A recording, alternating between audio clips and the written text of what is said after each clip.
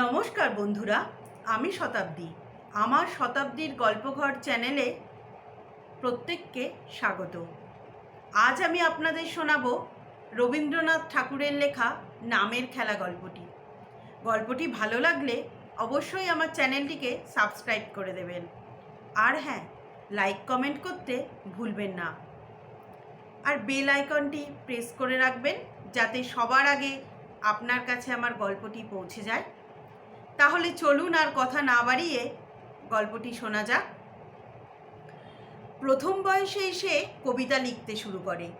বহু যত্নে খাতায় সোনালি কালির কিনারা টেনে তারই গায়ে লতাইকে মাঝখানে লাল কালি দিয়ে কবিতাগুলি লিখে রাখত।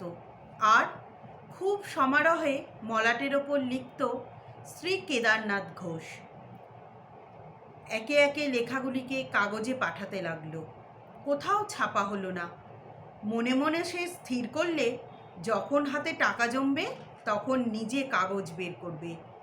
বাপের মৃত্যুর পর গুরুজনেরা বারবার বললে, একটা কোনো কাজের চেষ্টা করো, কেবল লেখা নিয়ে সময় নষ্ট করো না। সে একটুখানি হাসলে আর লিখতে লাগলো। একটি, দুটি, তিনটি বই সে পড়ে পড়ে ছাপালে। এই নিয়ে খুব আন্দোলন হবে আশা করেছিল, হলো না। আন্দোলন হলো একটি পাঠকের মনে। সে হচ্ছে তার ছোট ভাগ্নিটি। নতুন ক খ শিখে সে যে বই হাতে পেয়ে চেঁচিয়ে পড়ে। একদিন একখানা বই নিয়ে হাঁপাতে হাঁপাতে মামার কাছে ছুটে এলো।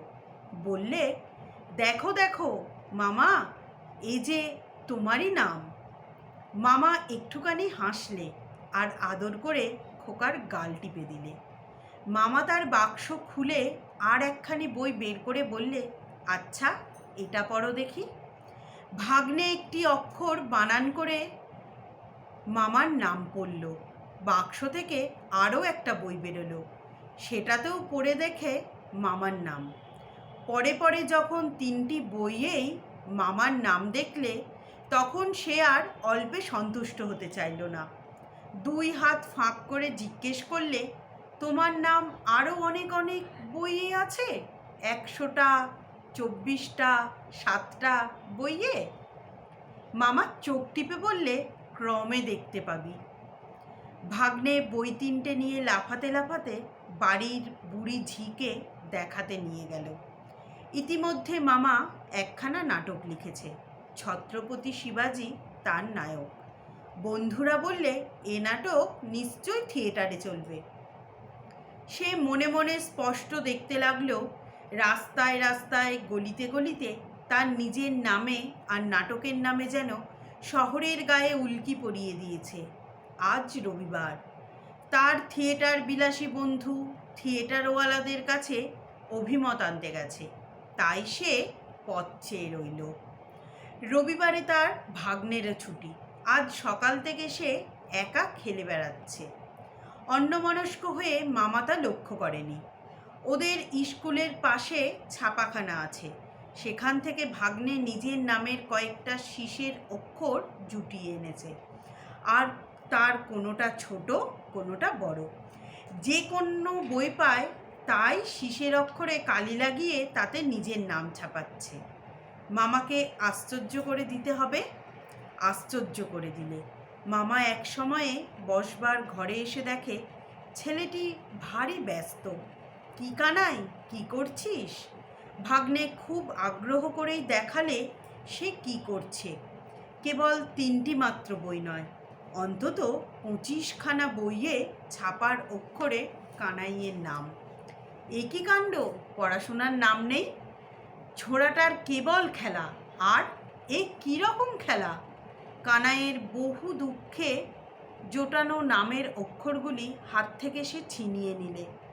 কানাই শোকে চিৎকার করে কাঁদে, তারপরে ফুঁপিয়ে ফুঁপিয়ে কাঁদে, তারপরে থেকে থেকে দমকায় দমকায় কেঁদে ওঠে। কিছুতেই সান্ত্বনা মানে না। বুড়ি ঝি ছুটে এসে জিজ্ঞেস করলে, কি হয়েছে বাবা? কানাই বললে, আমার নাম।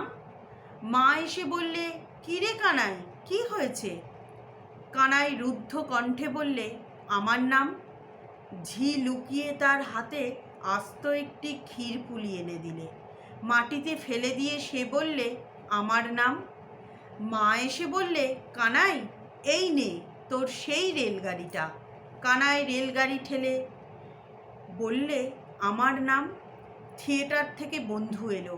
মামা দরজার কাছে ছুটে গিয়ে জিজ্ঞেস করলে, কি হলো? বন্ধু বললে, ওরা রাজি হলো না। অনেকক্ষণ চুপ করে থেকে মামা বললে, আমার সর্বস্ব যায় সেও ভালো, আমি নিজে থিয়েটার খুলব। বন্ধু বললে, আজ ফুটবল ম্যাচ দেখতে যাবে না? ও বললে, না, আমার জ্বর ভাব।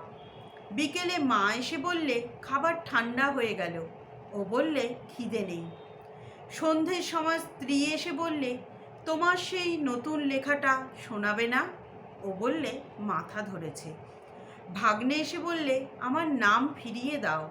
মামা ঠাস করে তার গালে এক চড় কষিয়ে দিলে। নমস্কার বন্ধুরা, গল্পটি এখানেই শেষ হলো। আজ আসি, আবার নতুন কোনো গল্প নিয়ে আপনাদের সামনে হাজির হয়ে যাব।